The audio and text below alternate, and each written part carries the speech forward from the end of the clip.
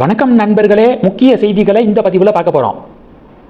பிஜேபியுடைய ஐடியாலஜியை follow பண்ணக்கூடிய சில pages X வலைதளத்தில் சில பிரபலங்கள் பார்த்தீங்கன்னா அண்ணாமலையை டார்கெட் பண்ணி விமர்சனம் பண்ண தொடங்கியிருக்காங்க. நயினார் கும்பல் பொழுதுனைக்கும் அண்ணாமலையை விமர்சனம் பண்ணுறதை நம்ம பார்த்துக்கிருக்கோம். இப்போது அதே ரூட்டில் தேசிய அளவில் பிரபலமான வலதுசாரி பக்கங்கள் அண்ணாமலையை கிரிட்டிசைஸ் பண்ணுறாங்க. உதாரணத்துக்கு தேசி மொஜிட்டோ அப்படிங்கிற ஒரு பேஜ். அவங்க என்ன சொல்லியிருக்காங்க, ஜந்தர் மந்தரில் நடந்த சிஜேபி போராட்டம், டெல்லி போலீஸ் தடியடி நடத்தினது, இந்த விவகாரத்தில் அண்ணாமலை பதிவு போட்டிருந்தாரு. ஆனால் ஜார்க்கண்டில் மாணவர்கள் மீது நடத்தப்பட்ட தடியடியை கண்டிக்கவே இல்லை அண்ணாமலை அப்படின்னு சொல்லிட்டு விமர்சனம் பண்ணியிருக்கு தேசி மொஜிட்டோ அப்படிங்கிற பேஜ். விமர்சனம் பண்ணுறதுக்கு எல்லாத்துக்கும் உரிமை இருக்குது, அதில் தலையிட முடியாது. ஆனால் அந்த விமர்சனத்தில் கடைசி என்ன வார்த்தையை பயன்படுத்தியிருக்காங்கன்னா, அண்ணாமலை இஸ் பிக்கர் ஃப்ராட் தேன் கெஜ்ரிவால், கெஜ்ரிவாலை விட அண்ணாமலை பெரிய ஃப்ராடாக இருப்பார் போல அப்படின்னு சொல்லிட்டு வார்த்தைகளை பயன்படுத்தியிருக்காங்க. இதில் ஜந்தர் மந்தரில் நடந்த ப்ரொட்டஸ்ட்டு, ஜார்க்கண்டில் நடக்கக்கூடிய ப்ரொட்டஸ்ட்டு, இது ரெண்டையும் நம்ம கம்பேர் பண்ணி பார்க்கணும். நீட் தேர்வில் குளறுபடி நடக்குது, அடுத்தடுத்து கொஸ்டின் பேப்பர் லீக் ஆகுது அப்படின்னு சொல்லிட்டு ஜந்தர் மந்தரில் போராட்டம் தொடங்கப்படுது. அந்த போராட்டத்தில் நாளடைவில் கரப்பாம்பூச்சிகள் அப்படிங்கிற பேரில் பிரிவினைவாதிகள் உள்ள நுழையிறானுங்க. பிரகாஷ்ராஜ் போன்ற பிரிவினைவாதிகள் உள்ள நுழைஞ்சு பெரிய கலாட்டா பண்ணுறாங்க. மத்திய அரசாங்கம் போராட்டக்காரர்களோடு பேச்சுவார்த்தை நடத்தி அந்த போராட்டத்தை முடிவுக்கு கொண்டு வர முதல்ல கவர்மெண்ட் விரும்பலை. அவங்க பாட்டுக்கு போராடிட்டு போகட்டும் அப்படின்னு சொல்லிட்டு கண்டுக்காமல் இருந்தாங்க.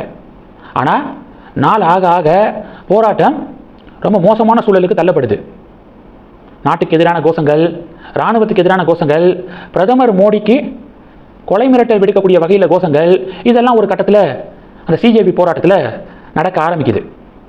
அதுக்கு தான் அண்ணாமலை சொல்லியிருந்தாரு, சட்டுப்புட்டுன்னு மத்திய அரசாங்கம் பேச்சுவார்த்தை நடத்தி போராட்டத்தை முடிவுக்கு கொண்டு வர வேண்டியதானே.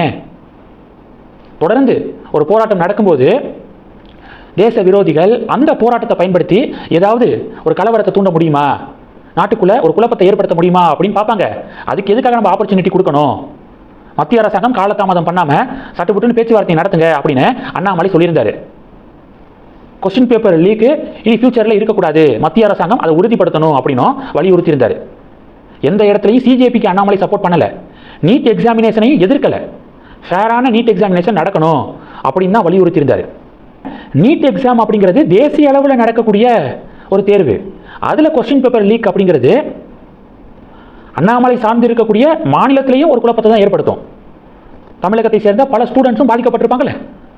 அந்த வகையில் தேசிய அளவில் நடக்கக்கூடிய ஒரு தேர்வில் நடந்த பிரச்சனை காரணமாக அண்ணாமலை இதை எடுத்து பேசியிருந்தார்.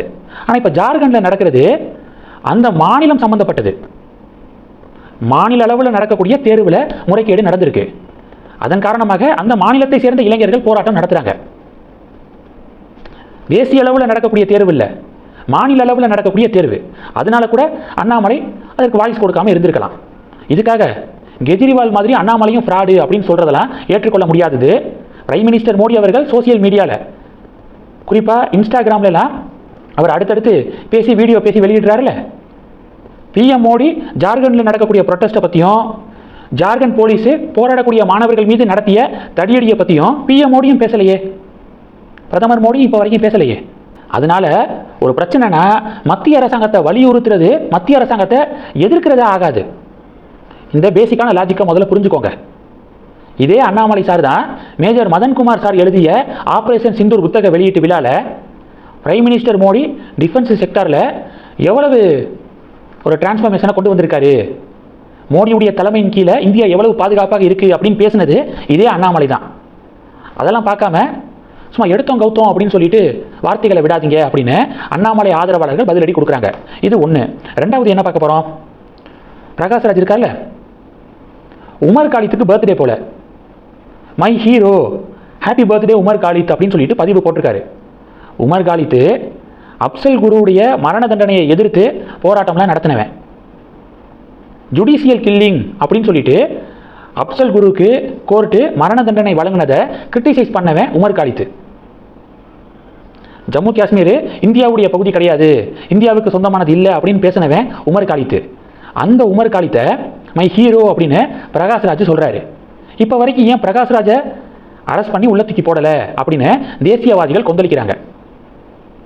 இன்னொரு பக்கம் கர்நாடகாவில் ஸ்பெஷல் இன்டென்சிவ் ரிவிஷனை செய்து 65 லட்சம் நபர்களை ஓட்டர் லிஸ்ட்டில் இருந்து தூக்கிட்டாங்க, அந்த 65 லட்சம் பேரில் நானும் ஒருத்தன் அப்படின்னு சொல்லி பிரகாஷ்ராஜ் வீடியோ போட்டு குழப்பத்தை ஏற்படுத்த முயற்சி பண்ணிக்கிட்டு இருக்காரு.